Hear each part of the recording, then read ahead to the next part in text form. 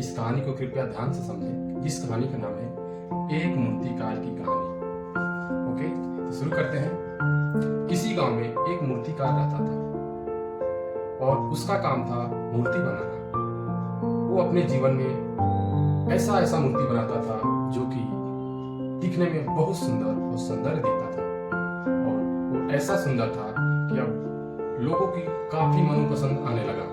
और कुछ दिन बाद ऐसा हुआ कि उस एरिया में वो पॉपुलर हो गया, और पॉपुलर होने के बाद उसकी मूर्तियां बहुत जगह दिखने लगी और मार्केट में उसकी चर्चा होने लगा। फिर क्या हुआ, कुछ दिन बाद उसका एक बेटा हुआ।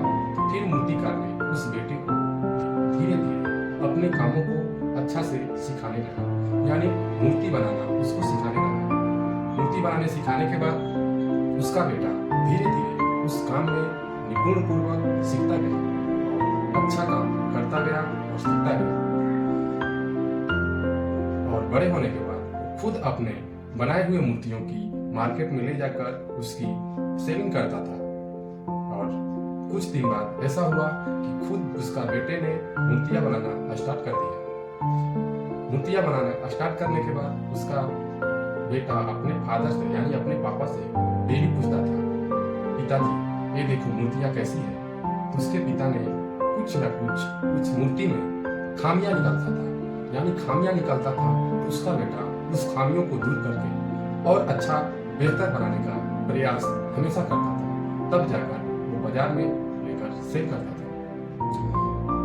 दिन प्रतिदिन उसका काम लगातार करता गया और मूर्तियों को लगातार बनाता गया। फिर क्या हुआ, उस मूर्तिकार का बेटे ने हजारों मूर्तियां बनाने लगा, और हजारों मूर्तियां में हर मूर्तियां में उसके फादर यानी मूर्तिकार का बेटे का फादर यानी मूर्तिकार ने उस मूर्तियां में खामियां निकालने लगा। खामियां निकालने के बाद उसका बेटा उस खामियों को हमेशा दूर करके हमेशा उसको सौंदर्य बनाकर और अच्छा काम और बेहतर प्रयास करता गया। फिर एक दिन ऐसा हुआ कि मूर्तिकार का बेटे ने अपने फादर से भी अच्छा मूर्तियां बनाने लगा। फिर मूर्तियां बनाने के बाद उसकी मार्केट में वैल्यू बढ़ गई, यानी अपने फादर यानी मूर्तिकार के मार्केट से भी उसका इतना मार्केट अच्छा आया, यानी मूर्तिकार का बेटा जो है उसका मूर्तियां की इतना सेलिंग होने लगी। उस मार्केट में उसका दिन प्रतिदिन सेलिंग बढ़ने लगा। फिर उसकी मूर्तिकार का बेटे ने क्या सोचा कि लगता है अब शायद कुछ हम अपने फादर से या अपने पापा से अच्छा मूर्तियां बनाने लगा। थोड़ा यहीं पे ध्यान दीजिए, ये बात क्या हो रहा है। उसका बेटा क्या सोचने लगा कि शायद कुछ अपने पापा से बेहतर मूर्तियां मैं भी बनाने लगा। फिर उसके अंदर क्या हुआ, यानी काम हो गया। काम होने के बाद वो अपने फादर से पूछने गया कि पिताजी हमारी मूर्तियां कैसी है। फिर उसके पिताजी ने अच्छी खासी मूर्तियों को थोड़ा सा भी जाकर वहां खामियां निकालता था। फिर उसके पिताजी ने सेम मूर्तियां में खामियां निकाल देता था। फिर उसका बेटा क्या बोला, पिताजी शायद आपको मालूम नहीं है कि मैं आपसे भी ज्यादा मूर्तियां अच्छे बना रहे हैं, तभी जाकर मेरा मार्केट में सेलिंग और बढ़ता जा रहा है। फिर भी आप हमारी मूर्तियों को खामियां निकालते जा रहे हैं, शायद आपको नहीं लगता है कि मूर्तियां हम आपसे अच्छा बना रहे हैं। फिर उसका पिता चुप हो गया। चुप होने के बाद चुपचाप वहां से चला गया।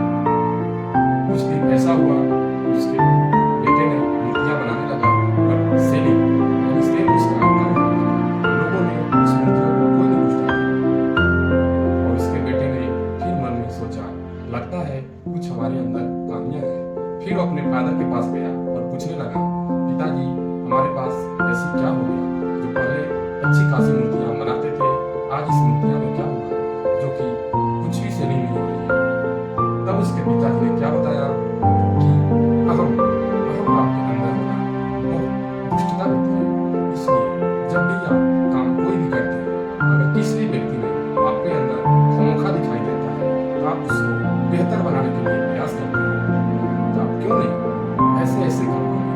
जो भी आप काम मूर्तियां बना रहे हैं, जो भी आप कर रहे हैं, आप मूर्ति से ले लीजिए कि अगर उसके मूर्तियां में जिस दिन उसके पिता में खामोखियां दिखाई देता था, उस दिन खामोखियों में काम करके अच्छा बेहतर बनाने का प्रयास करता। एक दिन ऐसा हुआ कि उसका मूर्ति में